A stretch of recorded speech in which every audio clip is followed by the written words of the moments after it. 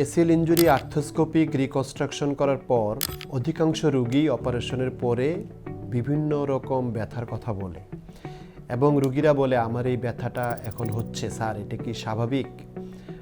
জি দর্শক, আমি আজকে এই বিষয় নিয়ে কথা বলবো। আমি ডাক্তার গোলাম মাহমুদ সোহাস, কাজ করছি আর্থ্রোস্কোপি আর্থ্রোপ্লাস্টি সার্জন হিসেবে পঙ্গু হাসপাতাল, ঢাকায়। হ্যাঁ দর্শক, এসিএল অপারেশনের পর মনে রাখতে হবে তার বিভিন্ন স্টেজে সময় অনুযায়ী ব্যথা হবে। আপনি মনে রাখবেন, অপারেশনের পর 2 সপ্তাহ পর্যন্ত রোগীর কিন্তু অতিরিক্ত, অর্থাৎ আমরা এটাই বলি সিভিয়ার ব্যথা থাকতে পারে। কেন? কারণ অপারেশনের সময় কিছু টিস্যু ট্রমা হয়, অর্থাৎ কিছু টিস্যু ইনজুরি হয়, সেসব কারণে ব্যথা হয়।